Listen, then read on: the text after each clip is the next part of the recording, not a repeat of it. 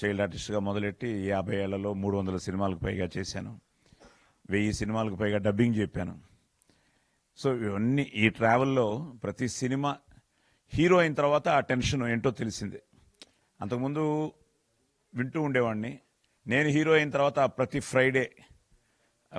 Friday it was like అదేంటో దానికోసం ఏమవుతుందో అన్న ఆ భయంతో, ఒక భక్తిభావంతో వర్క్ చేసిన సినిమాకి భయంతో వెయిట్ చేస్తుండేవాళ్ళం.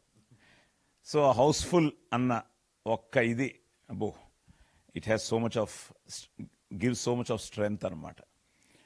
సో నేను హీరో అయిన తర్వాత పోలీస్ స్టోరీకి అసలు మార్నింగ్ షో హౌస్ఫుల్ అవుతుందా అన్న టెన్షన్తో ఉన్న నాకు మార్నింగ్ షో హాలు నిండినది అని చూడంగానే అదొక గ్రేట్ ఫీల్. సో మన సినిమాకి ఈరోజు థియేటర్లో కూర్చుని జనం మన కోసం చూస్తున్నారు అని.